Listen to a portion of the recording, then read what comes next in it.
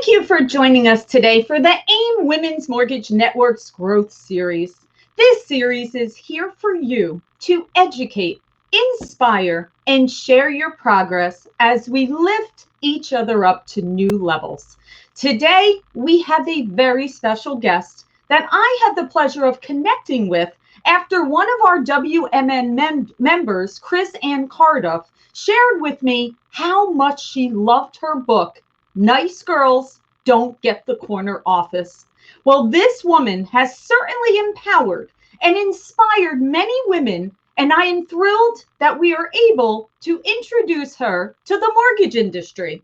So, allow me to introduce you all to Dr. Lois Frankle. She is the president of Corporate Coaching International, a New York Times and Wall Street Journal best-selling author, and an internationally sought-out keynote speaker in the fields of career and leadership development.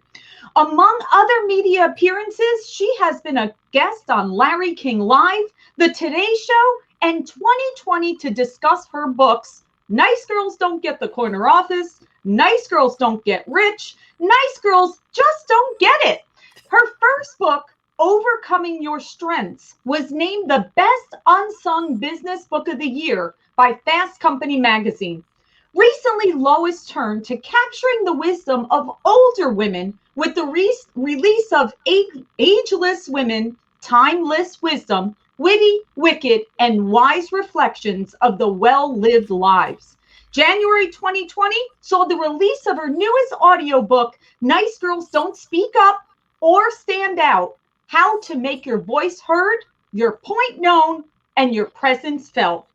Okay, Lois, let's dive right in. What is Nice Girl Syndrome? Yeah, and thank you for that lovely introduction, Laura. Nice girl syndrome is when you act according to the rules you were taught in childhood were appropriate for little girls.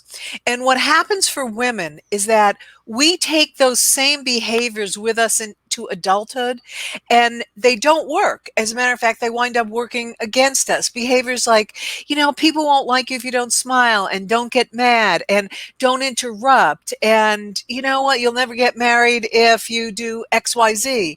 And so a lot of women have internalized these.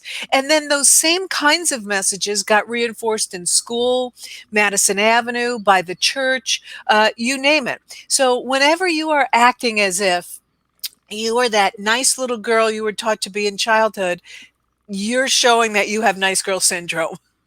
Wow. Okay. All right. So when you speak about being nice, let's understand, why do women always, well, not always, but sometimes feel as that they have to make everybody feel happy? Like that if they're not making everyone feel good and happy, then they're not fulfilling their place.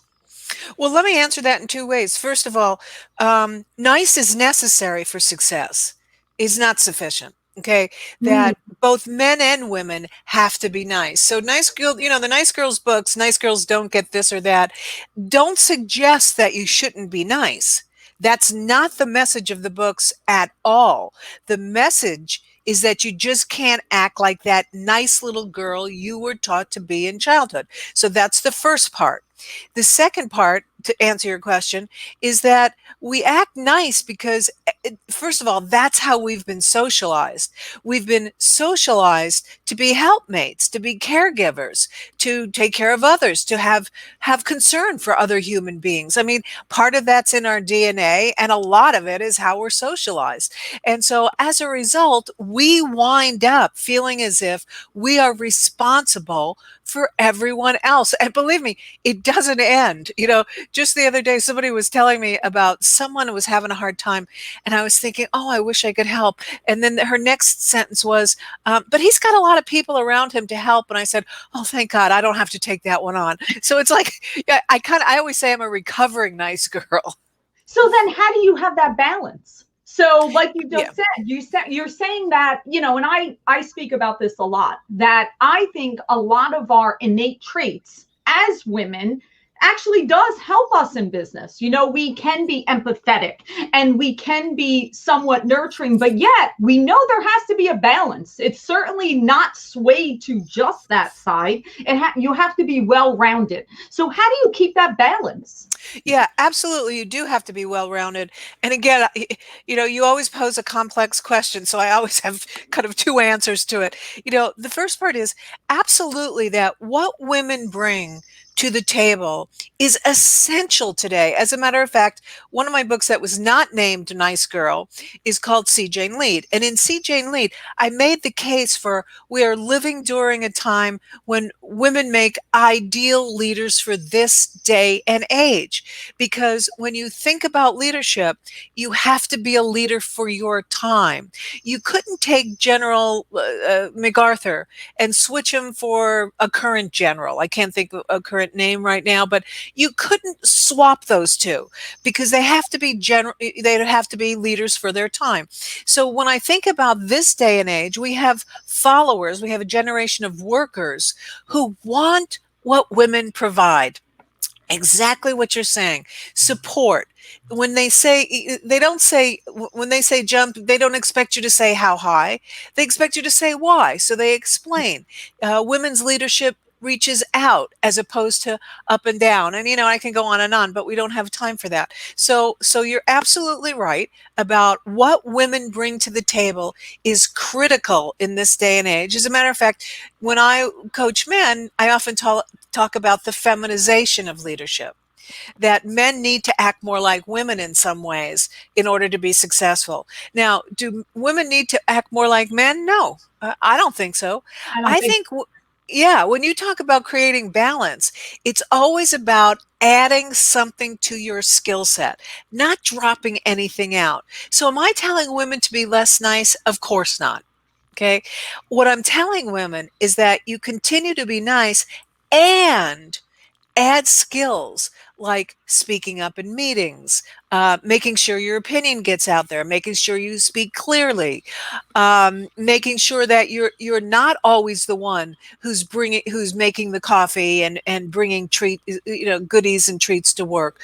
So it's about, when you create the balance, it's really about consciously choosing behaviors that are going to complement your existing strengths. And the fact is that that's true for men too. When I coach men, I'm always asking them to think about how are they going to complement their existing strengths, because most of us get where we are. We are successful because we rely on things that have worked for us in the past. And for some women, that's about being nice and they're afraid not to be nice. But the strengths that got you where you are today won't get you where you want to go tomorrow. Absolutely. Well, you've said some really golden nuggets there. Okay. One of them is you said to be the leader based on that period of time.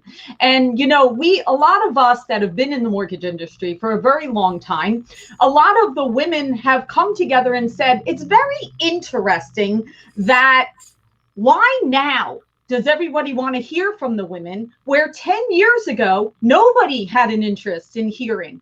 And you hit the nail on the head. They just weren't ready at that time, or it just didn't make sense at that period of time. But right now, it is our time. Believe me, from my standpoint of being in this industry for so long, it is a fantastic time for the women to hone in on our communication skills and our leadership skills and not try to act like a man. Be true to who we are, and it's our time to share our voice. So thank you for that. That is absolutely accurate. The other thing that you mentioned is a lot of times when we started the Women's Mortgage Network, we actually had men come to us and say, wait a minute, why do you only have women part of that organization? Because me, as a male that is a leader in our industry, we want to know how to better support our women. We want to know how we can better work together. So, what are some recommendations for the men to be able to lift up our women as well as other women supporting the women within our network? Well, let me come up with just three suggestions. The first one would be, um, Men should be asking women a lot of questions about what they need and not assuming that they know what they need or playing big daddy and saying, come here, I'll take care of you. When I was coming up through the ranks, that's essentially how it worked, was that if men thought you had some potential, they might put their arm around you. I don't mean literally put their arm around you, but they might put their arm around you and kind of shepherd you in the way that they thought best. And that's an old way of doing it. I think men need to first ask women a lot of questions about what they can do to help. So that's number one. So if they start coming to your meetings, I would advise them, don't come in and start telling us what to do. Start asking us what they can do. Something else that men can do is they need to start including women in important meetings. I mean, this happens, particularly in finance. I've seen it happen over and over again, that women kind of get aced out, or they do get to the meeting and they're ignored. So men need to not only invite women to the meetings, but invite them to participate in the meeting. Now, when I say invite them to participate, it doesn't let me off the hook. I need to make sure that I take responsibility for participating as well, and not let someone who seems to be trying to shut me down. So that's number two. Invite women to meetings and make sure that you also encourage them to participate. And then I think the third thing that men could do is make sure that they are making referrals appropriately, particularly, but I thought I turned this phone off. Um, One sec. I thought I put it on silent. Um, Make sure that they are making referrals to women. That what we all know is that our businesses are built on referrals, and especially your business. Yeah. And what's happened for so long is men have kept the referrals inside their own little cliques. And so if they really want women to be successful, they need to expand their referral network. So I would say those are three things men could do starting tomorrow.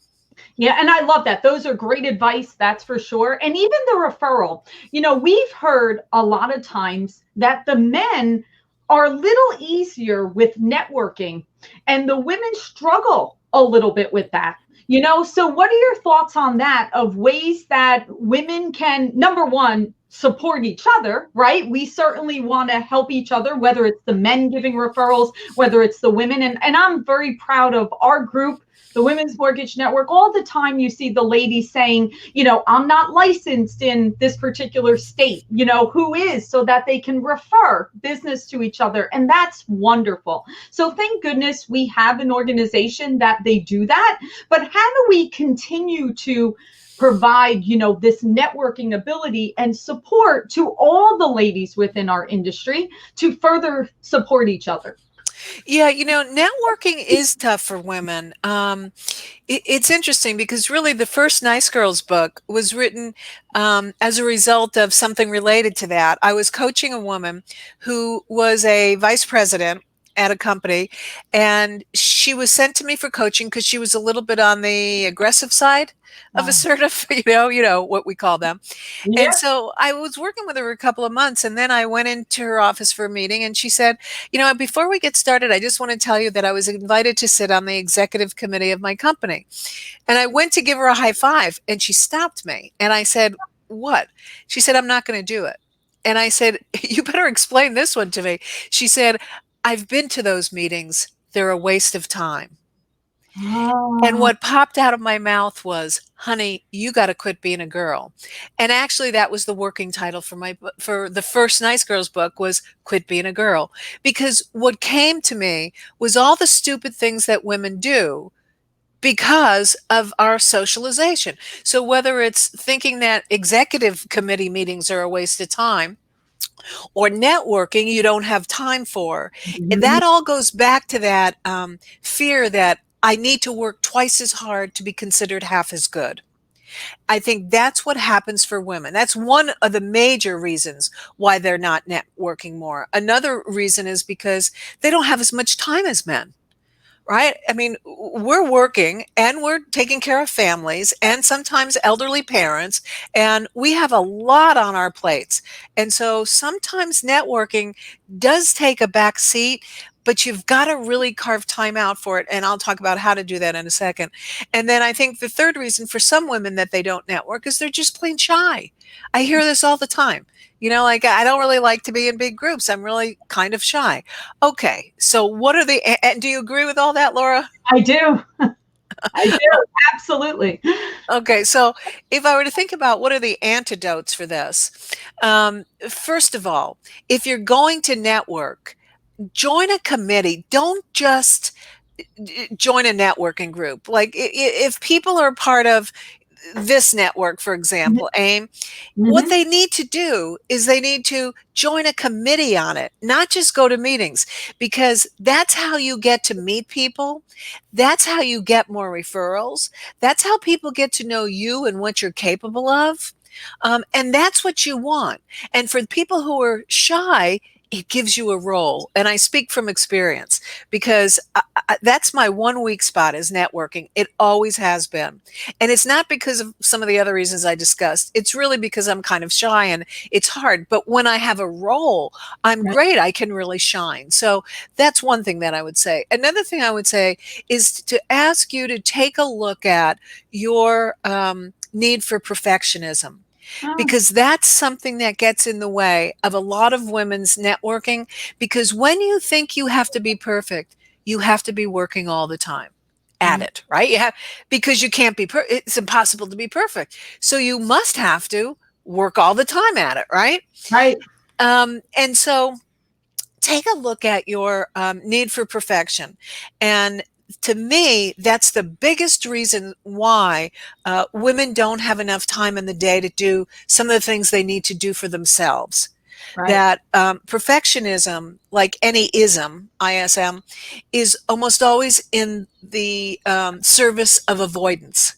You're avoiding something. You're either avoiding not wanting to go home because you get to work late, or you're avoiding, criticism, or you're avoiding something. And again, I ask women, be more conscious. I mean, that's the first step to all of this, is saying, wait a minute, just because I acted this way before doesn't mean I have to act this way continually. I can rewrite my own script. And another thing about networking is you can also create your own networks. Right? They can be like little mini networks. For me, that's what was always more comfortable for me. I would put together groups of women that we shared common interests, and I would hold like little salons. Right. And then eventually other people started holding them. And then we had this whole network of consultants that were referring back and forth to each other. And we all did quite well as a result. And that's what, listen, it's a kudos to the AIME organization, because this organization in my history of the mortgage business was the first time that people did come together. And I love your, kind of raise your hand and be present within the group, because you're right. Once you start doing that and you have that purpose, I think that's wonderful, because then people start to see you. People get comfortable with you. And the next thing you know, it's a natural networking. So I love that. Okay, now I know we're quickly going through time here. So I really want you to focus on some of the mistakes we make sometimes when communicating. I think this is very important to make sure that we share with the ladies. Yeah, and this is what's in my latest book, and it's an audiobook. Yeah, Nice Girls Don't Speak Up or Stand Out. It's available in audio, and last week it came out as an ebook. Now, yeah, I happen to like the audiobook better because I feel as if you have to hear this.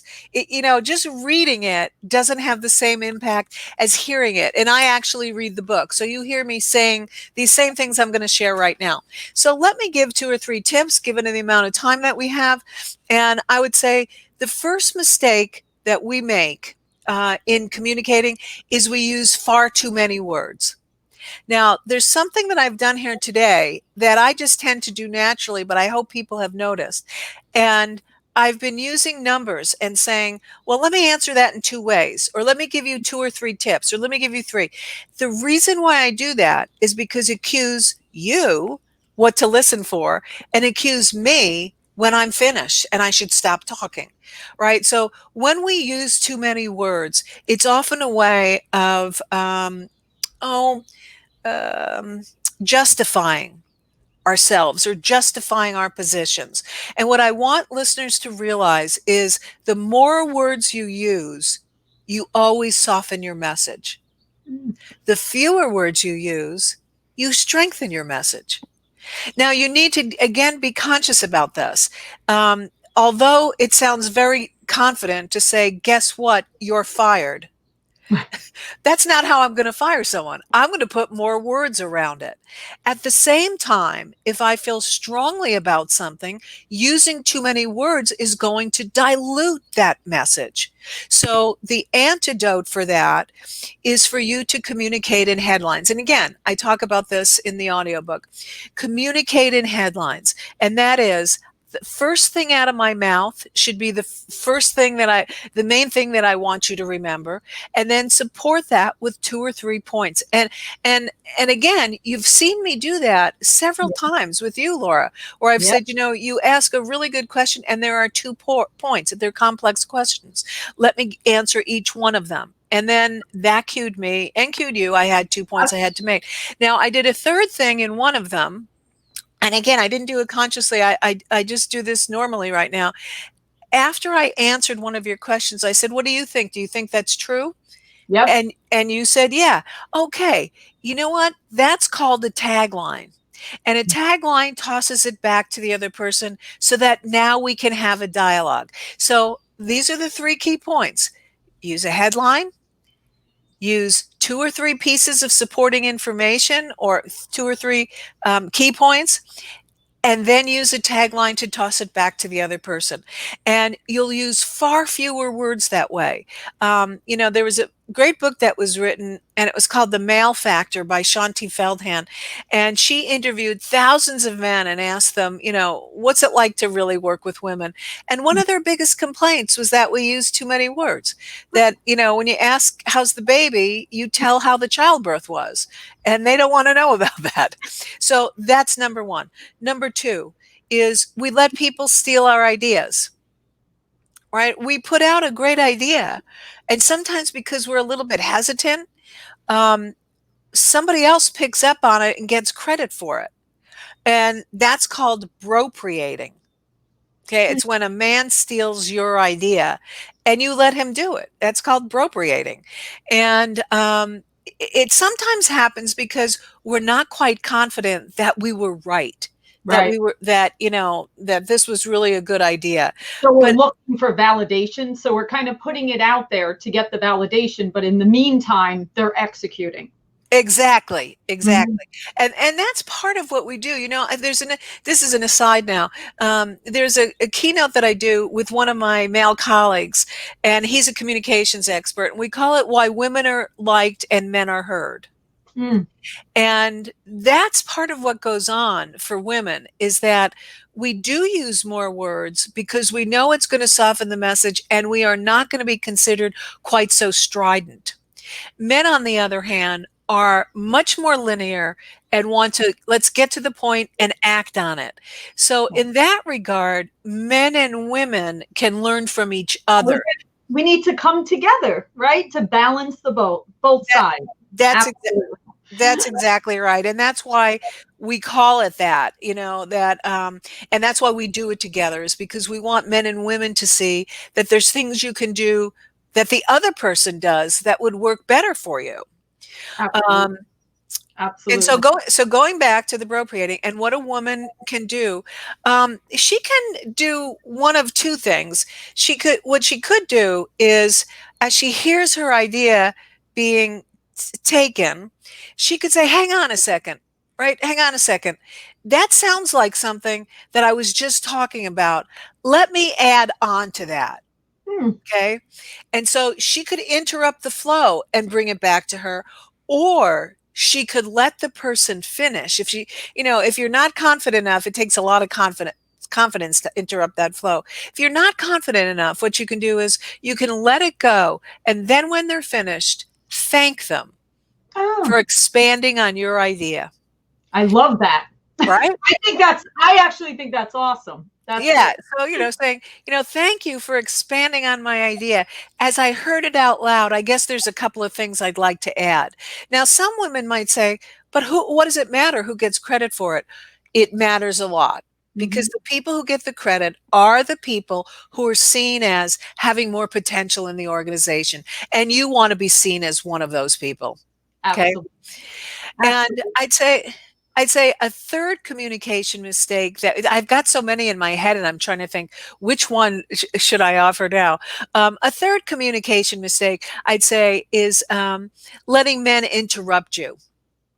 Okay, we've all had it happen and it's called man-interrupting. We've all had it happen when we're talking and we're not finished, and a man interrupts us, and it either throws us off or it puts us back or whatever. And so that's one of those times when you have to interrupt back. Okay. You can't just go off with your tail between your legs, because this person is going to keep doing it to you. Now, you do have to ask yourself, was I interrupted because I was using too many words? Right. And if that's the case, then you need to work on that. So you kind of got to be conscious about it. But in most cases, when you're interrupted, it's just because they're tired of listening. As a matter of fact, on the Supreme Court, they've done a study, and female Supreme Court justices are interrupted far more than male Supreme Court justices. Wow. Isn't that interesting? That is very interesting. Well, So the antidote is you have to put up the hand. And when you get interrupted, say, "Excuse me, I wasn't finished." And it's as simple as that. I love that. And that is literally the perfect place to end at this moment. We could go on probably all day. So all of your insights are absolutely amazing. I can't even tell you how appropriate this was for this great group of fabulous mortgage women that we have part of the organization. I know this was true value. So thank you so much. Thank you for having me. How can they get your books? How can they reach out to you? Please share. You can actually get a lot of things on my website. You can take free quizzes on my website to help you assess what kind of nice girl are you. My website is drloisfrankle.com. It's just my name. You can contact me by email, drloisfrankle@drloisfrankle.com. And also on my website, there's a click for the books. So you could click on books. You can find all my books there, or you can find them. They're all on Amazon. So you just type in my name, Dr. Lois Frankle. My books will come up. The books are awesome. I have read them. I'm so thankful that I was introduced to you. You have been a true joy and a pleasure. Thank you for sharing all of your valuable information with us today. Thank you, Laura. All right. It is challenge time. One of our missions in the Women's Mortgage Network is to support each other. So we have 2 challenges, and I didn't even realize that Dr. Frankle was going to say to use the numbers, but we did that. So number 1, start amplifying what other women say when they're in a meeting or on social media. Support all of the ideas, and within our group, let's really show how we support each other.